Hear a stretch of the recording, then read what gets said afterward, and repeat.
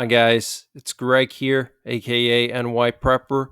It is Wednesday, March 6th, 2024, and I have an emergency alert to share with you guys. So, yesterday I reported that Vladimir Putin gave his final warning to the United States. Apparently, he gave this warning verbally and in writing. And this warning is in regards to NATO deploying forces into Ukraine. Emmanuel Macron invited all the NATO leaders to Paris last Monday to discuss the possibility of deploying NATO troops into Ukraine. And so apparently yesterday, Vladimir Putin sent out a final warning, both verbally and in writing, to the US. Okay. So this is extremely serious, guys. And now we're hearing that Russia will be testing their emergency alert system for nuclear war. The Russian Ministry of Emergency Situations has announced a nationwide test today of the emergency notification system, which would be used in the event of a nuclear attack, with air raid sirens expected to sound in cities across the country, alongside alert messages on speakers, cell phones, televisions, and radio stations. Wow, guys, this is extremely concerning. Okay, so Russia will be testing their emergency alert system today. They might have already tested it. Okay, they're going to be testing air raid sirens, and they're going to be sending out alert messages on cell phones, TVs, and radio stations. This is extremely serious, guys. Okay, and this is coming just 24 hours after some sources reported that Putin gave his final warning to the West. And we also have some very serious news coming out of Germany. Apparently, the German Chancellor is going to be moved to an emergency bunker, and they're going to be practicing an evacuation of the Chancellor of Germany, Olaf Scholz, in the event of an emergency. Okay, this is a continuity of government exercise in Germany. They're going to relocate him to a bunker so he can command the German military during some type of a catastrophic situation like a nuclear attack from Russia. Okay, so this is all happening within 24 hours, guys. Okay, Putin gives his last warning verbally and in writing. Russia testing their emergency alert system. Germany practicing moving Olaf Scholz to a bunker. Okay, this was reported by Der Spiegel late last night at 9:35 p.m. Eastern Time. Okay, says right here, Chancellery practices the emergency move. The Chancellor must be able to govern even in an emergency. That's why the Berlin government headquarters has now practiced moving to a secret alternative headquarters. It is emphasized there is no specific reason for the training. Okay, so they're practicing moving the Chancellor of Germany. This is huge news, guys. And last night, we had 2 nuclear war command and control planes in the air all night, and one of them got aerially refueled by 2 KC-46 Pegasus aerial refuelers, and then shortly after refueling, it turned its transponder off. Okay, and then there was another one that was looping over Nebraska, which is extremely unusual late at night. Okay, and here you can see the one nuclear war command and control plane looping over Nebraska, eastern Nebraska, and then the other one was getting aerially refueled over southern Nebraska. And here you can see one of those nuclear war command and control planes, and then the 2 aerial refuelers here. And then after it got refueled, it turned its transponder off, because you can see there's only 2 planes here now, and before there were 3. Okay, so it's very unusual for an E-6 Mercury to turn its transponder off over the U.S. And then we had this other one looping over Nebraska at the same time. Now, what's interesting is I've been monitoring the emergency action messages. These are also known as nuclear attack options. Many people believe that when there's more of these emergency action messages broadcasted that something is about to go down. What's very weird is for the last 2 weeks, we've been seeing so many of these nuclear war command and control planes and so many doomsday planes, a lot of B 52s, nuke sniffers, but we haven't been seeing a lot of emergency action messages, which is unusual. Usually, when you have that many nuclear warplanes in the air, you see a lot of emergency action messages. And what this tells me is that they must either be using a different frequency or they've switched away from the high frequency global communication system altogether. Okay. And what that means is that they're either practicing for a nuclear war or we are on the verge of a nuclear war, because the high frequency system is only used during peacetime. Okay. Because high frequency is very vulnerable to radiation. And during a nuclear war, our nuclear forces would communicate with VLF, very low frequency, which is immune to radiation.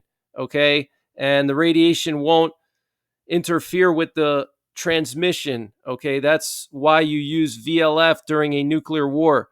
There's less interference. Okay. So I'm wondering if they've already switched over to VLF, and that's why we're not hearing those emergency action messages. It's just a theory of mine, or they've switched over to a different frequency on HF. I have no idea. But something weird is going on, guys, because last week I was counting 5, 6, 7 E6 Mercuries in the air every single day with doomsday planes every single day, and not even a single emergency action messages, sometimes for several hours. Okay, normally you have at least 10 or 15 per day, sometimes 20. That's considered like average. And, just yesterday, I only counted like a few, maybe less than 3 all night, which is very, very unusual. Okay. And then yesterday, we had a presidential doomsday plane go from DC to Offutt Air Base, which is where the Stratcom bunker is. And I want to remind you guys that during 9/11, that's where President Bush went to command the U.S. military. Okay, they evacuated Bush from that grade school and sent him to Offutt Air Base. There's a bunker underground. And so yesterday we had this presidential doomsday plane go from DC to the bunker in Offutt Air Base. And then there were nuclear war command and control planes in the air at the same time. And on Monday night and early Tuesday morning, there were several Russian doomsday planes and nuclear war command and control planes in the air over Western Russia, as you can see here. So Russia and the US and the Europeans are preparing for World War III and nuclear war. Okay. The presidential doomsday plane going to Offutt Air Base, Putin sending a final warning, Russia testing their emergency alert system, Germany practicing the evacuation of Chancellor Olaf Scholz. And apparently Germany is planning to return compulsory military service to the German army. According to Der Spiegel, the German Defense Minister Boris Pistorius has ordered the preparation of proposals to restore compulsory military service. According to closed government documents cited by the publication, Pistorius intends to seek the return of conscription before the elections to the Bundestag, which will be held in the fall of 2025. The relevant proposals, according to Pistorius's order, should be prepared by April 1st. Germany suspended compulsory military conscription in 2011 and switched to professional troops. Okay, another sign that the great powers are preparing for some type of a war. Okay, Germany trying to return compulsory military service. We also have massive exercises going on in Europe right now. We have 30,000 NATO troops in Poland. We have 20,000 troops in northern Norway and northern Sweden and northern Finland.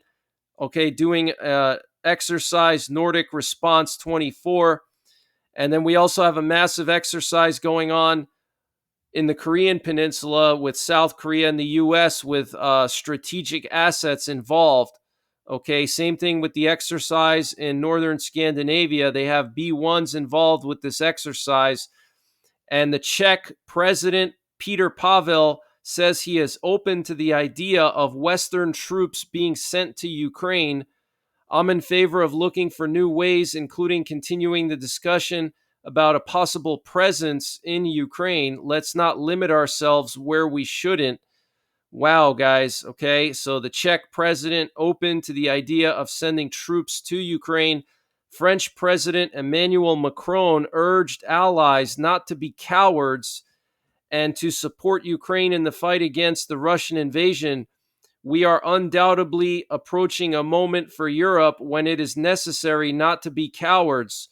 War has returned to our lands, French President Emmanuel Macron said during his visit to the Czech Republic. Wow, guys, strong words there from a guy who was basically kissing Putin's butt in the beginning of the war. And now he's calling for sending troops into Ukraine and saying that we are approaching a moment for Europe when it is necessary not to be cowards. War has returned to our lands.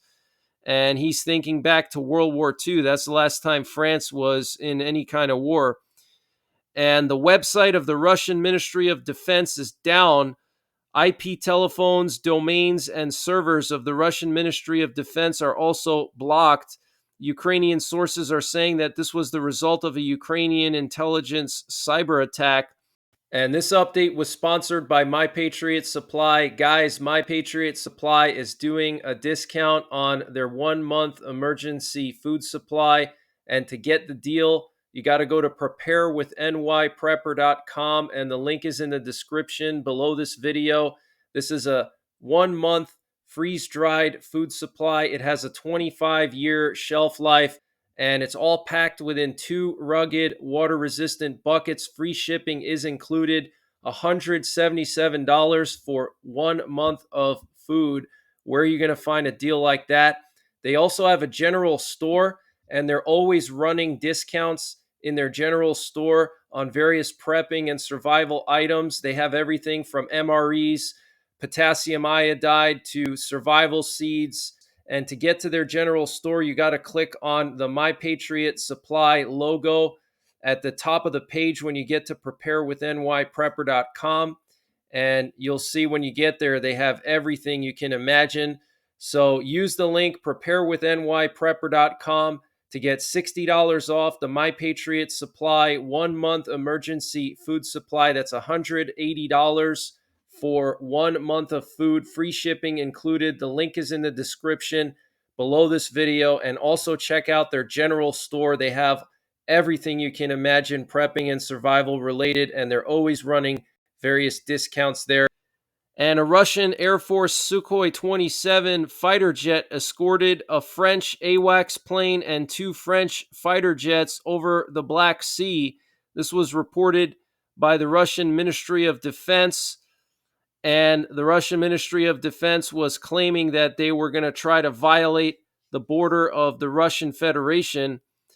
And Germany will start patrolling Baltic airspace amid threats of Russian attack, according to the German newspaper Die Welt.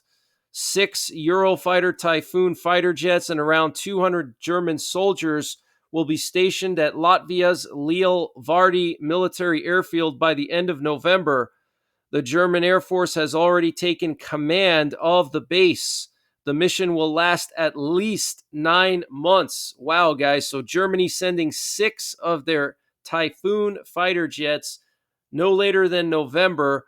That is huge. Okay, so they're sending more fighter jets into the Baltic region. And I don't think that's just for air policing, okay, patrolling the borders of the Baltic countries. I think that's a covert deployment of fighter jets to the Baltics in case Russia attacks them. They at least have some more fighter jets there that they can use to respond. And a talk show host on Russian state TV Sunday night threatened nuclear retaliation against the United States and named various U.S. military facilities that Russia would destroy in a nuclear attack.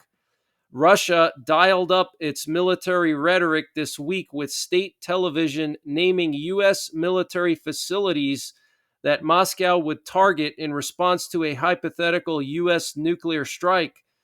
The segment on a flagship Sunday news show, first of this kind since March 2014, when the same show stated that Russia was capable of turning the U.S. into radioactive ashes.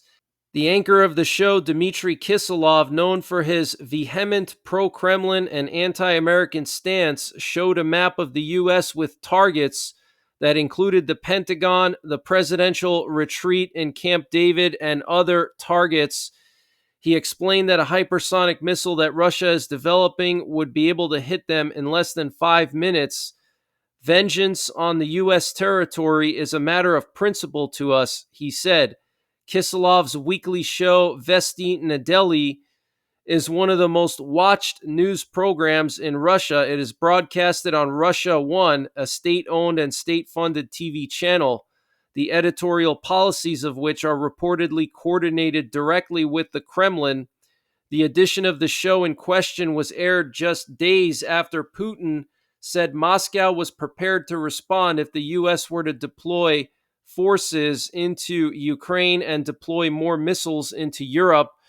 And what you're looking at here is a screenshot from this TV show. Okay, this was Sunday night. You can see he's got some targets here in what appears to be Southern California or maybe Las Vegas, and then some targets here in what appears to be southeastern Washington state. Okay, and he's showing this submarine here off the coast of California. And here we have some video footage coming out of northern Norway showing some NATO forces flying over a town in northern Norway. This is in the town of Bodo.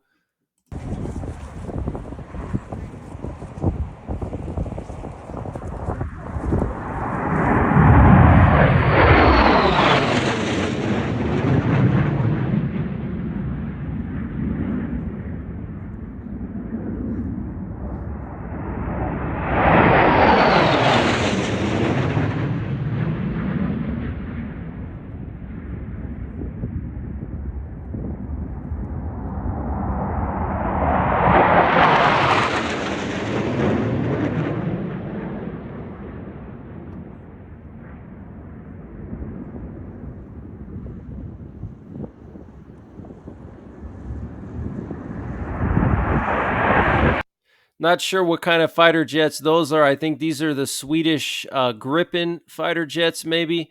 I'm not too sure. But what you're looking at here is the beginnings of World War III, guys. Okay? All these drills going on in Europe, in Korea, in the Philippines. And apparently today, a B-52 and a B-1 are scheduled to perform a low flyover over Stockholm in Sweden. And we also have some breaking news that the Marines are going to be training in northern Alaska, in Barrow, Alaska. They're going to be training in an Arctic environment, and also the U.S. Army is going to be involved as well. They're going to be doing some kind of Arctic warfare training. Now, Barrow, Alaska is right across from Russia, guys. Okay, they're training to prepare for some type of an invasion from Russia, because they're talking about training on the ground in an Arctic environment and potentially also training for deployment to northern Scandinavia, which has a very similar climate. It's going to start this month, later this month. Hi, I'm Major General Brian Eifler, commander of the 11th Airborne Division here in Alaska. We're America's only Arctic ground force. He's a commander of the 11th Airborne Division in Alaska, so he's kind of a big deal. We're America's only Arctic ground force, and we're stationed between Fairbanks, Alaska at Fort Wainwright and Joint Base Elmendorf-Richardson down in Anchorage, about 12,000 soldiers. And we're stationed here in Alaska to be America's Arctic force, train, operate, and be able to fight and win in these extreme, harsh environments that the Arctic presents. Between the 16th and 20th of this month, we're going to do some operations up in the village of Udiavik. Small operation, mostly with aircraft and some soldiers and a little bit of Marines up there. for twofold. One, we have to show our enemies of our country, as well as practice being able to fight in the most extreme, harsh conditions on the planet. But secondly, and equally as important, we need to work with our local Alaskan people. The Native Alaskans have a history, long history, of working and operating in this environment, and we have a lot to learn from you. And so we want to continue our cooperation and partnership with you in the future. We look forward to seeing you up there, and if you have any questions, you could go to our website, the 11th Airborne Division.Army.mil, and talk to our public affairs folks if there's any questions whatsoever. Thanks for what you do, Arctic Tough. Wow, guys, very interesting. Working with the local natives, that's pretty interesting. And we also had some unusual military equipment spotted in Texas on Highway 30 heading east towards Arkansas. And the person who sent me this information said that he used to travel this stretch of road multiple times a week, and he's never seen this amount of military equipment before on that road. And Belgium has expelled dozens of Russian diplomats caught spying from Belgium in recent months. This was announced by the country's Prime Minister, Alexander De Croo. He added that Russia was trying to undermine democracy in Belgium through cyber attacks and disinformation campaigns. And Ukrainian intelligence is reporting that 7 Russian sailors were killed, 6 were injured, and at least 52 were rescued during last night's drone attack off the coast of Crimea against the Sergei Kotov, a Russian warship of the Black Sea Fleet. Okay, so this was that warship that they sunk. Apparently 7 sailors were killed, 6 injured, and 52 rescued. Absolutely insane. And the head of the U.S. State Department press service, Matt Miller, said that the Ukrainian armed forces had prepared several surprises for Russia. He noted that the United States is looking forward to their results. He did not provide any other details. And today, as a result of an attack by a Ukrainian drone in the Kursk region of Russia, a fire broke out at a fuel and lubricants storage site. This was reported by the governor of the Kursk Oblast, Roman Starovite. And there was also an oil depot that was attacked by Ukrainian drones 2 nights ago in the Belgorod region of Russia. Apparently, it was 100 kilometers from the Ukrainian border. And there were also some kabooms in Voronezh in southwestern Russia this morning.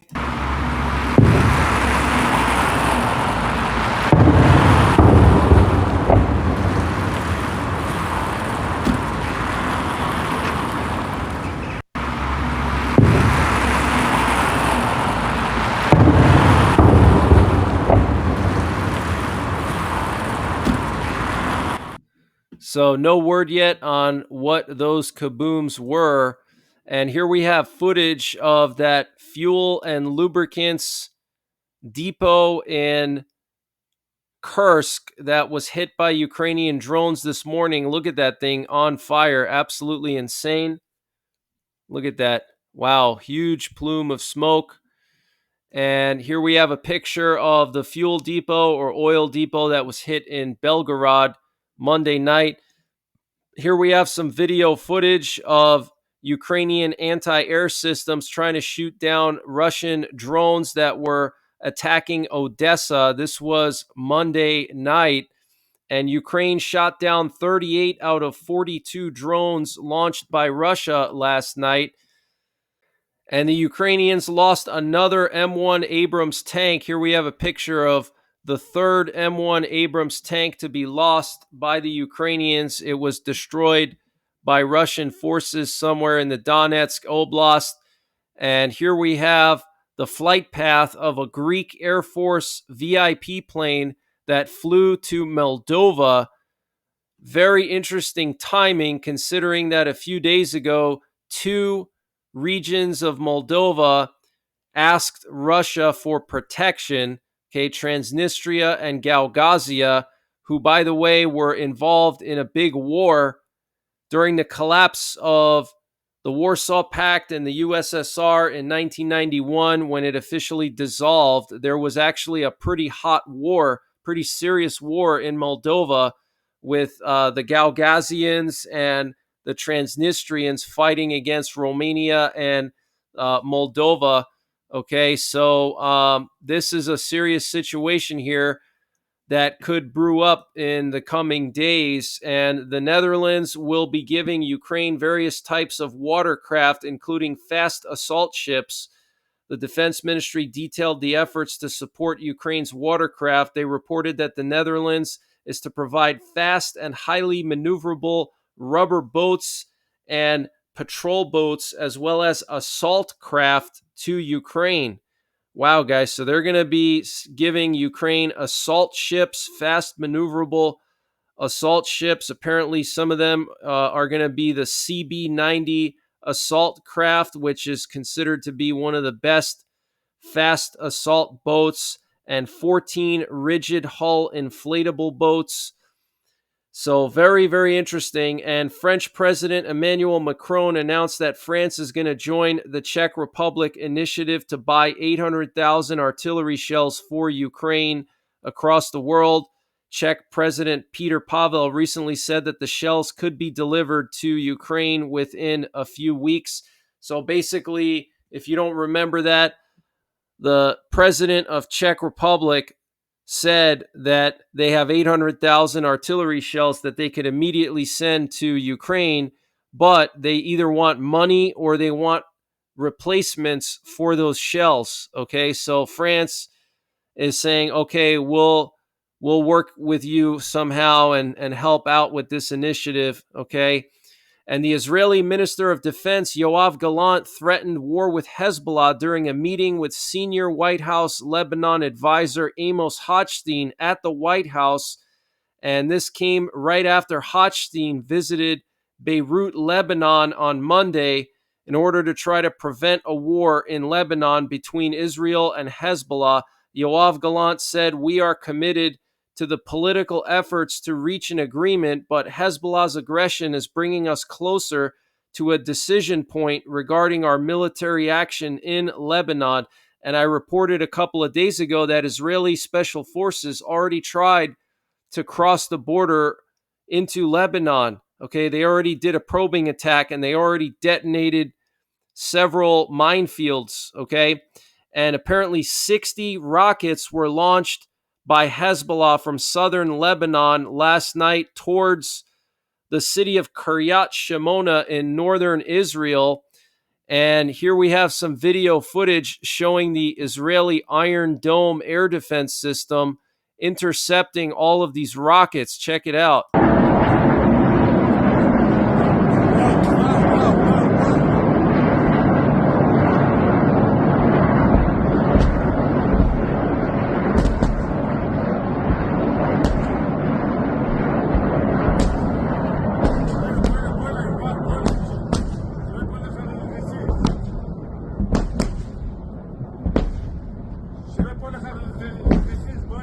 That's incredible, guys. It's almost like a fireworks show, but 60 rockets. That's insane, guys. Okay, so that situation is not going away. Guys, if you want to learn about some of the most infamous terrorist leaders in the Middle East, you got to check out Gaza's Most Wanted. They have these playing cards and shooting range targets with all the most infamous terrorists printed on them. So this way you can learn what they look like and who they are while playing a game of poker or while having fun at the range, practicing your skills. 10% of proceeds are donated to support the Israeli Defense Forces. So check them out, gazasmostwanted.com. And if you use the promo code NYPrepper, you get 5% off of your entire order. So I'm going to leave a link and the promo code in the description below this video. The Philippines says that some of their Coast Guard crew were hurt and one of their vessels was damaged by the Chinese Coast Guard. The Philippines said Tuesday that Chinese Coast Guard vessels caused 2 collisions with Philippine boats and water cannoned one of them, leaving 4 crew injured during a resupply mission in the South China Sea. And I can't play this whole video for you due to YouTube rules, but this was posted by the government of the Philippines. And here you can see one of the crew members filming with either his phone or some camera this Chinese Coast Guard vessel spraying their ship with a water cannon. And unfortunately, I can't play the video, but the cannon basically pans around and the water hits the glass and the glass breaks. Absolutely insane, guys. Okay. And we also have a lot of reconnaissance going on in the Korean Peninsula the past couple of nights. Here we have an RC-135 and 2 other U.S. Army reconnaissance planes that were patrolling along the DMZ in northern South Korea. This was last night. And Russia and China are deepening their strategic space cooperation, including cooperation on satellite surveillance. Russian space agency Roscosmos head Yuri Borisov said on March 5th that Russia and China are considering delivering and constructing a nuclear power plant on the moon in 2032 to 2035. Wow. Though Borisov's proposal to create a nuclear power plant on the moon is odd, Borisov's statement is indicative of warming relations and Chinese willingness to foster a long-term strategic partnership with Russia to posture against and possibly threaten the West. Wow, guys, this is absolutely insane. They're going to be building a nuclear power plant on the moon by 2032 to 2035. That is absolutely insane. And a cyber attack has forced the Canadian agency that monitors banking for illegal transactions, such as money laundering or terrorism financing, to shut down some of its systems. The targeting of the Financial Transactions and Reports Analysis Center of Canada, or FinTrack, is the latest in a recent string of cyber attacks that have targeted Canadian federal agencies. FinTrack's systems are temporarily unavailable, a message on its website said Tuesday. In a statement, the agency said it continues to manage a cyber incident after being hit on Saturday, and as a precaution has taken its corporate systems offline. Last month, the Royal Canadian Mounted Police launched an investigation into a major cyber attack on its network that a spokesperson called alarming. In January, Canada's Foreign Ministry said it had detected a data breach and that a virtual private network used by staff had been compromised. So 3 major cyber attacks in the last 2 or 3 months in Canada. Okay, they attacked the FinTrack, they attacked the Canadian Mounted Police, and then some VPN. Okay, and New York State, my former home state, is now going to allow illegal immigrants to obtain certain state government jobs.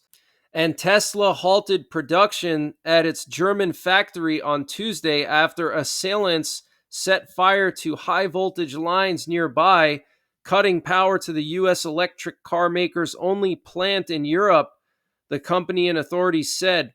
The left-wing extremist group Vulcan Groupie has claimed responsibility for causing this outage. So very interesting. And here we have some video footage of a lightning strike on an airplane. And what's interesting is nothing happens to the airplane. It just continues flying. And I think this is proof that EMPs are not going to cause planes to fall out of the sky. That's what a lot of people think, that when there's an EMP, that planes are just going to start falling out of the sky. But here we have a regular airplane, okay, not a military plane or anything, take a direct hit by a lightning bolt and continue flying. It didn't even lose its lighting or anything. Okay, let's see that again. I'll turn the volume on.